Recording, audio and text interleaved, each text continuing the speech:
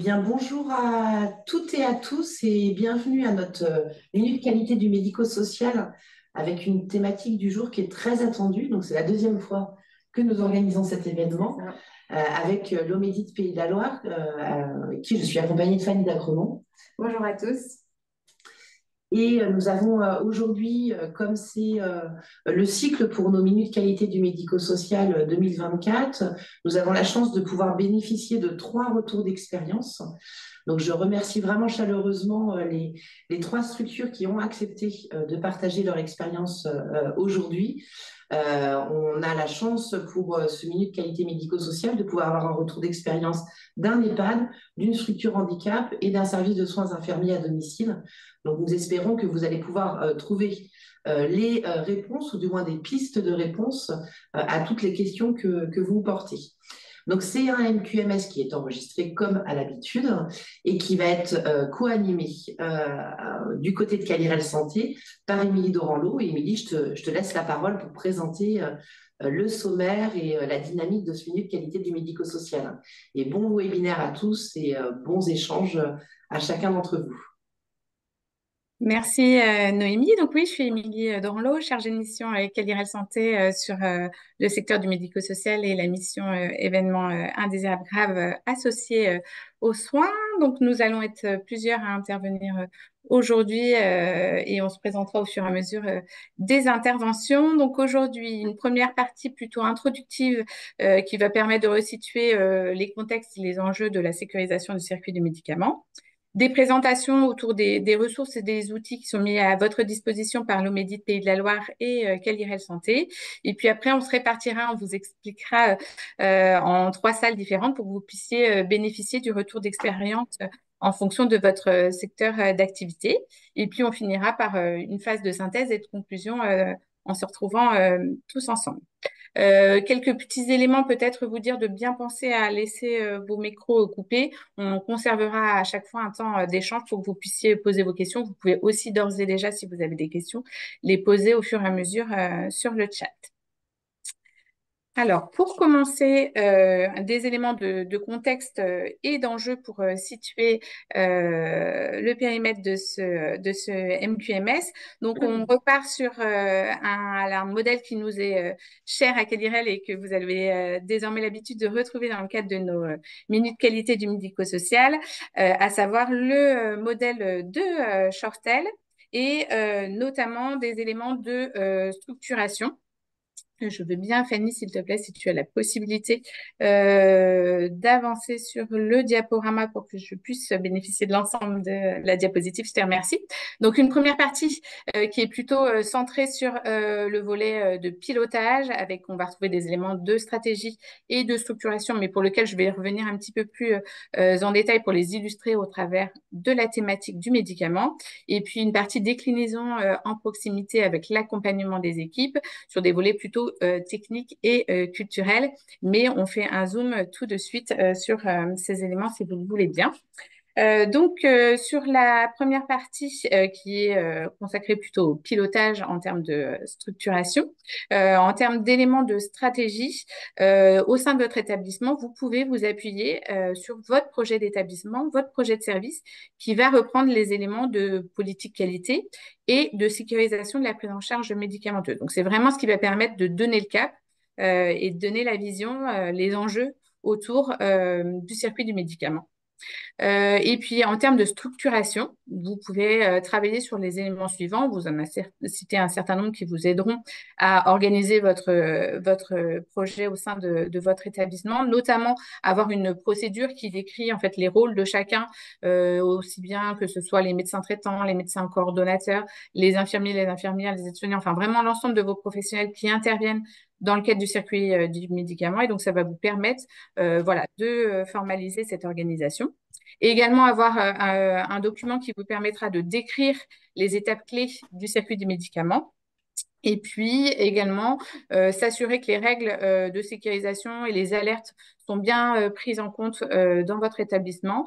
Et tout ça peut être évalué au travers de pratiques afin de s'assurer que, on le verra, les règles de sécurisation du circuit du médicament sont bien mises en œuvre, puisque si on fait le lien avec le dispositif d'évaluation, et on fera un zoom juste après, il s'agit d'un critère impératif. Donc, l'idée étant de pouvoir se mettre en conformité au regard de ce niveau d'exigence.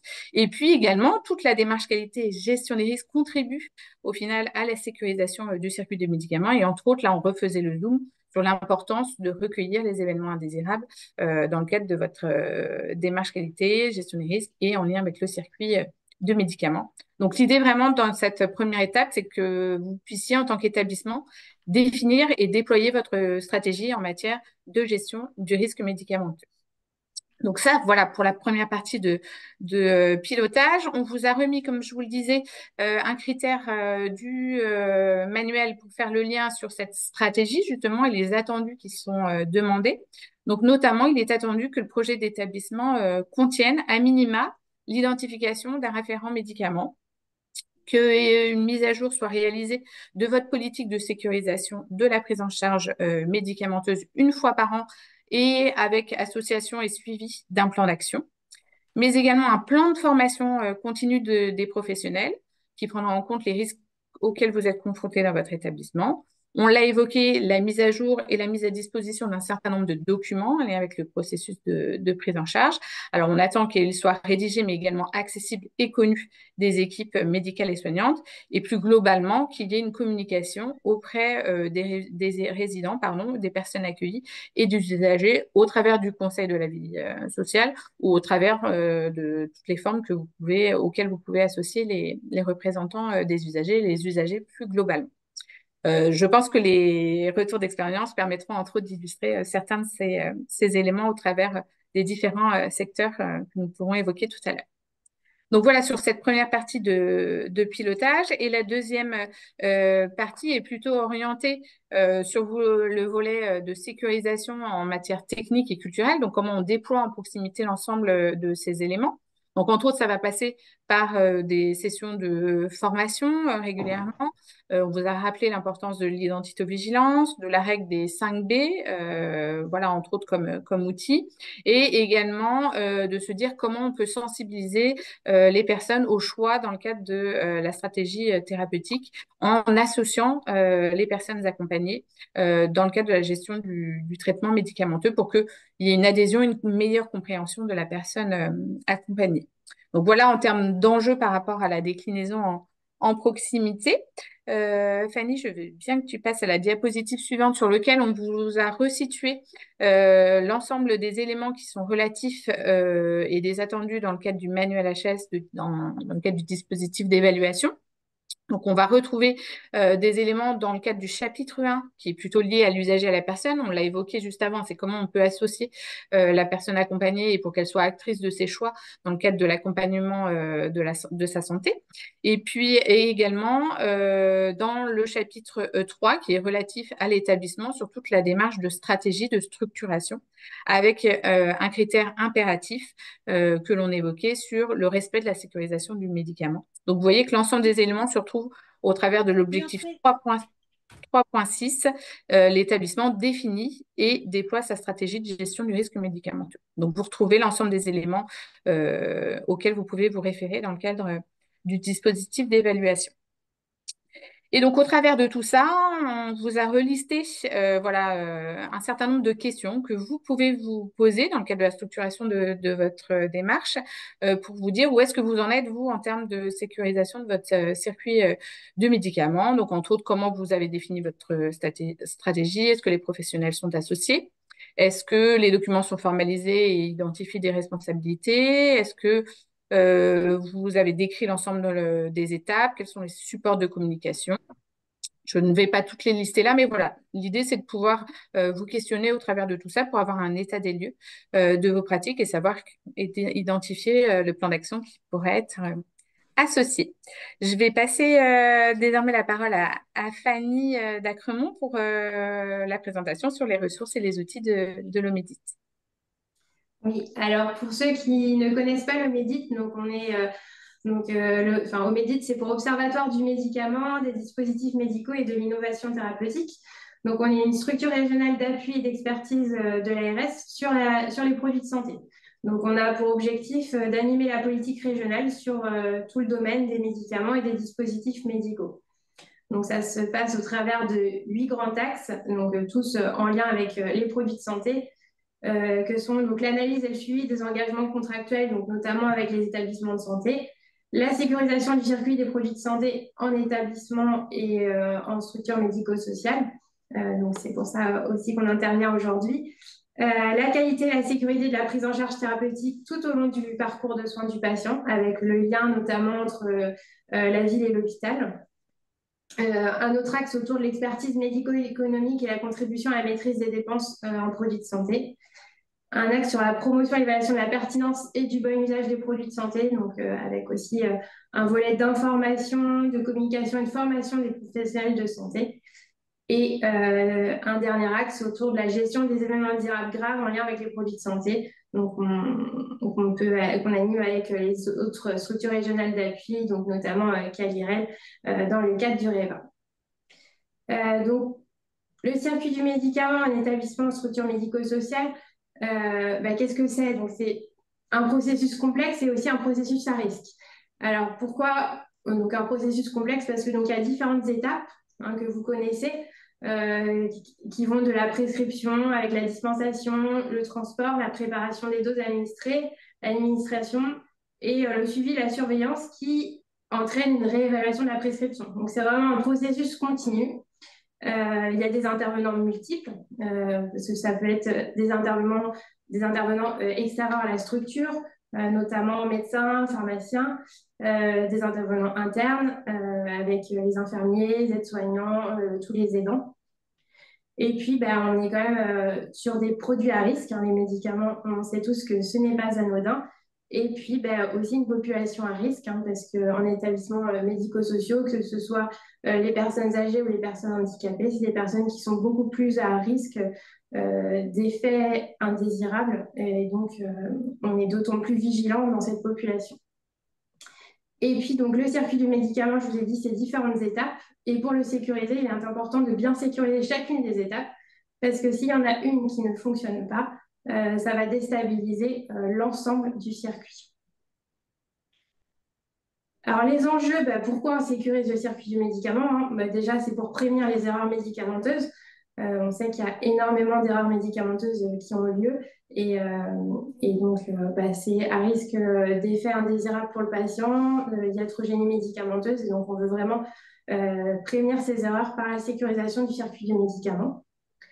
Le fait de le sécuriser, ça permet de bien définir les rôles et les responsabilités de chacun, que chacun soit dans ses compétences et en sécurité dans sa pratique professionnelle. Et puis, ça permet aussi d'optimiser l'organisation dans la structure. Et donc, le fil conducteur de la sécurisation du circuit du médicament, c'est la règle des 5 B. Donc, on veut que le bon résident reçoive le bon médicament au bon moment, à la bonne dose et selon la bonne voie d'administration. Donc, c'est vraiment cette règle qui est vraiment à suivre sur l'ensemble du circuit du médicament parce que c'est ça l'objectif final, c'est que le patient reçoive le bon traitement.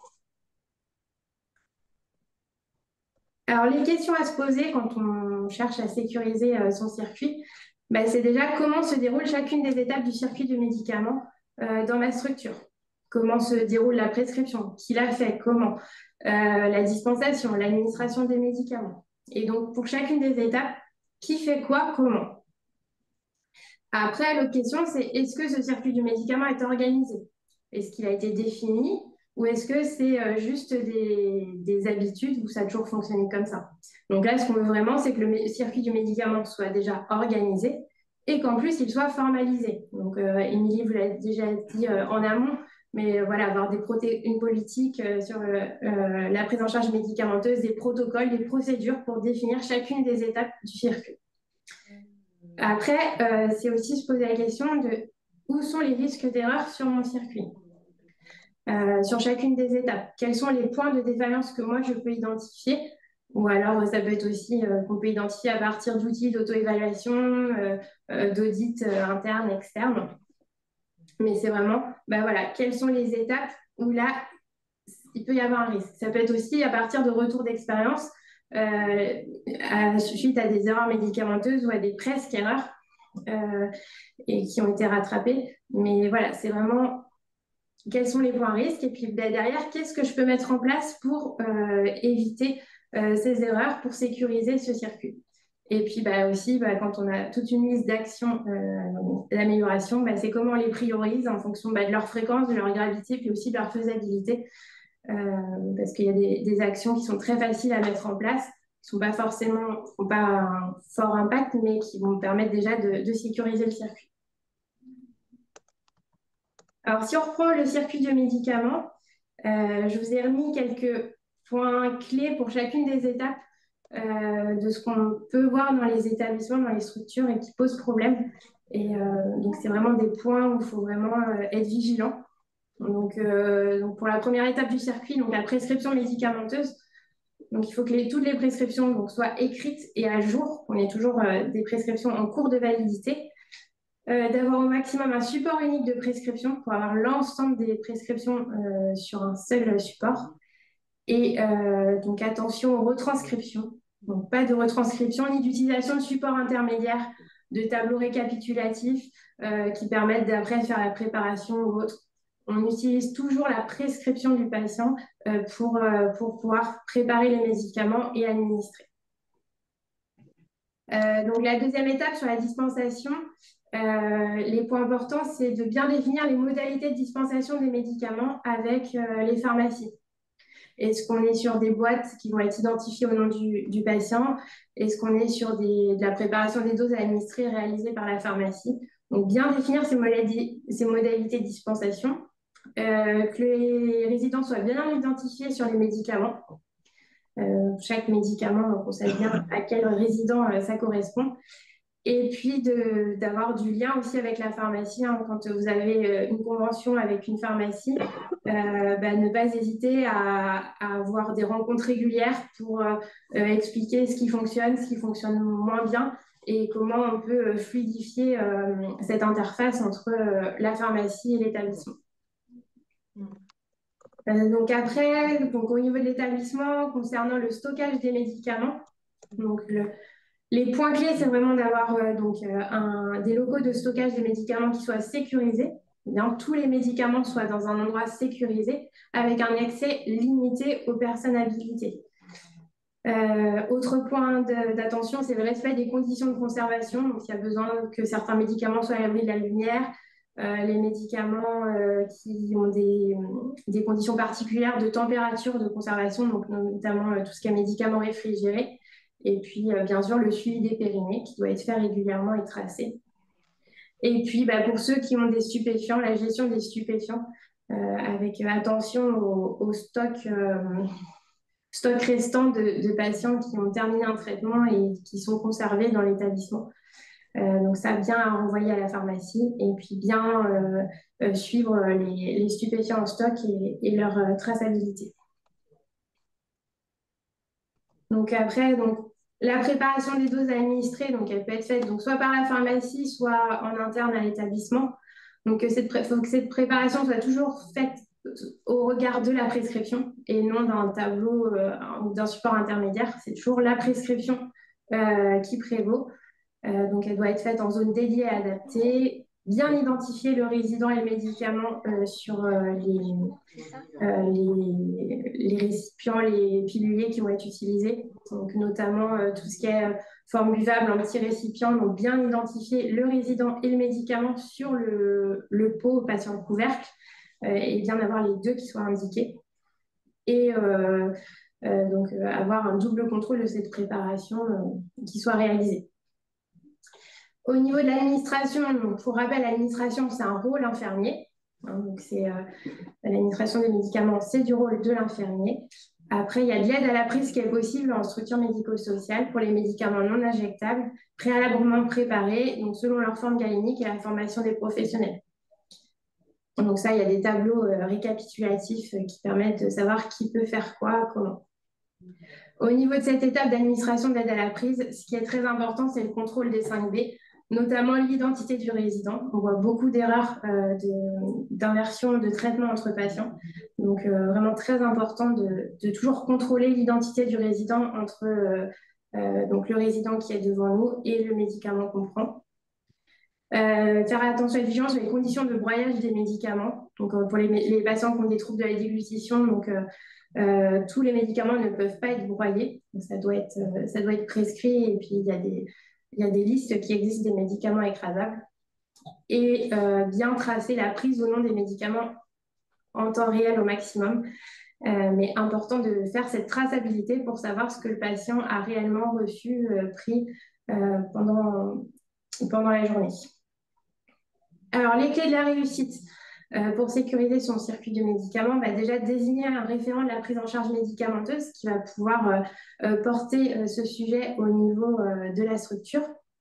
Sensibiliser l'ensemble des professionnels qui interviennent sur les enjeux de sécurisation de la prise en charge médicamenteuse, le risque d'erreur médicamenteuse et leur déclaration pour améliorer le circuit du médicament.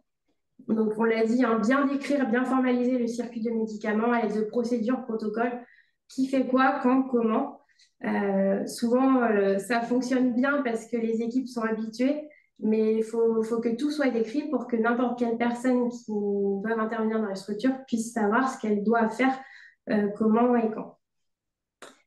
Donc, ça passe aussi par la formation et l'habilitation des professionnels impliqués dans la prise en charge médicamenteuse, donc notamment tous les professionnels qui vont être impliqués dans l'aide à la prise des médicaments. Et puis, c'est important de pérenniser la démarche avec des réévaluations régulières du circuit du médicament. Donc, c'est toujours dans une amélioration continue de ce circuit. Donc, les points de vigilance, donc attention au glissement de tâches, donc bien définir les rôles et responsabilités de chacun. Tout ne peut pas être fait par n'importe qui.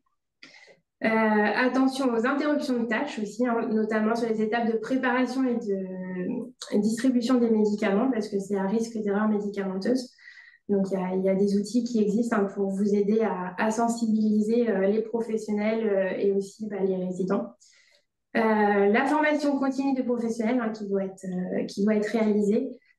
Toujours entretenir la culture sécurité dans la structure. Donc, ça passe par des sensibilisations régulières sur les risques d'erreurs médicamenteuses, sur l'incitation à la déclaration des erreurs et surtout l'analyse et la communication sur ce qui est fait suite à ces déclarations. Et puis, le respect et le contrôle systématique de la règle des 5B à toutes les étapes du circuit des médicaments. Donc, pour vous accompagner, donc, il y a différents outils qui existent.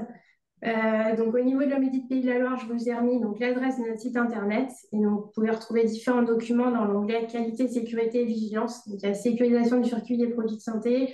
Il y a une rubrique spéciale EHPAD et on est en train de créer aussi une rubrique spéciale handicap et spéciale SIAD.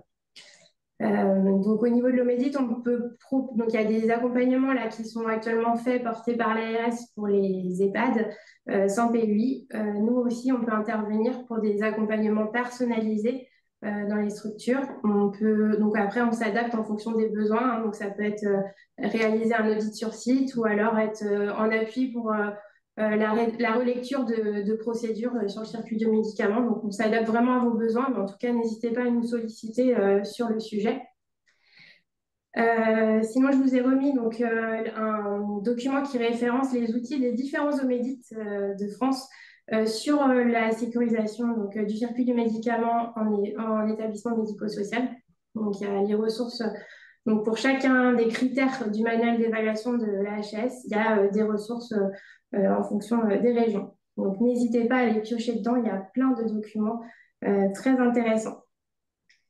Et donc là, moi, je vous ai recité certains outils utiles et pratiques. Donc, il y a des guides qualité de la prise en charge médicamenteuse qui ont été réalisés par l'Omedit Normandie. Donc, il y en a un pour les EHPAD, un pour le secteur du handicap et un autre pour la protection de l'enfance. Donc, ils reprennent l'ensemble des prérequis. Il y a des modèles d'exemples de dotation de médicaments pour soins urgents, des modèles de choix préférentiels de médicaments chez la personne âgée. Donc, c'est vraiment des guides qui sont très, très bien construits. pour vous accompagner dans la rédaction de vos procédures. Donc, il y a une trame rédactionnelle procédure prise en charge médicamenteuse qui a été rédigée par le Méditil de France, ainsi qu'une fiche de référent médicaments. Donc ça, c'est des documents qui sont entièrement personnalisables, mais ça vous permet déjà d'avoir une trame de départ. Au niveau des outils d'évaluation, donc il y a des outils qui ont été faits donc, au niveau Pays de la Loire pour les EHPAD ou pour les SIAD. Donc un autodiagnostic du circuit de médicaments pour les EHPAD et pour les SIAD, c'est le kit Médiciad. Et pour les établissements de handicap, donc on vous encourage à aller utiliser l'outil Archimède Handicap de le Méditil de France. Et donc on a la possibilité de vous créer un compte pour accéder à la plateforme. Donc vous pouvez revenir vers nous pour la création de votre compte si ça vous intéresse. Autre outil, donc en fonction des étapes du circuit de médicaments, donc pour la prescription, donc il y a des listes préférentielles de médicaments adaptés aux sujets âgés, donc notamment réalisées par l'Omédic Normandie. Pour la dispensation et le lien avec la pharmacie d'officine, donc il y a un guide de mise en place du partenariat EHPAD d'officine qui avait été fait en partenariat avec la RSP de la Loire, avec dedans un modèle de convention entre EHPAD et pharmacie d'officine. Et il y a aussi un modèle de convention qui a été proposé par le Méditil de France. Au niveau du stockage, donc il y a différents outils qui existent pour la conservation des médicaments multidoses, la conduite à tenir en cas d'excursion de température. Pour la préparation des doses à administrer, donc le Méditil de France propose une fiche préparation des médicaments, les bonnes pratiques et hygiène. Pour les solutions buvables multidoses, donc il y a une fiche qui a été réalisée par l'Omédic Centre de Loire.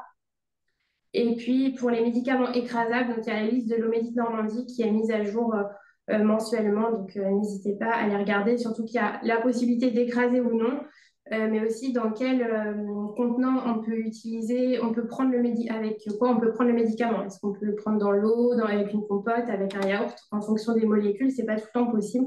Donc il y a toutes ces informations-là qui sont présentes sur ce tableau. Et donc enfin, sur l'aide à la prise et l'administration, donc il y a le Méditil de France qui a proposé un certain nombre d'outils sur l'aide à la prise, des fiches pratiques, notamment un focus réglementaire avec qui peut faire quoi, comment, accompagné d'une note juridique, une fiche sur les bonnes pratiques et une fiche sur la surveillance. Et il propose aussi un parcours d'habilitation à l'aide à la prise. Et donc dans ce parcours, ils utilisent notamment donc, les fiches administration des médicaments chez la personne âgée, donc ont été faites au niveau de l'Omédic Pays de la Loire.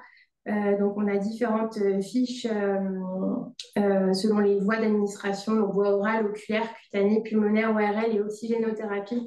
Et donc ça peut être un outil d'information pour les différentes voies et de rappel de comment bien administrer les médicaments.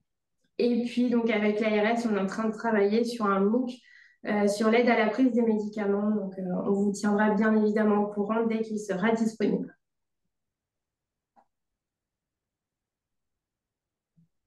Merci Fanny.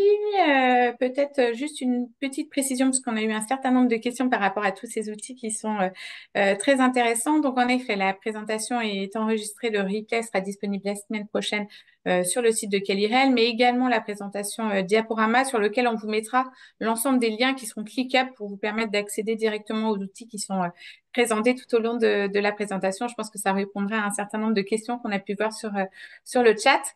Pour les autres questions, on les prendra bien sûr en compte. On vous propose soit éventuellement de pouvoir les poser au travers des retours d'expérience, soit à la fin, on aura encore un petit temps d'échange. On ne vous oublie pas sur le chat et on voit les questions au fur et à mesure.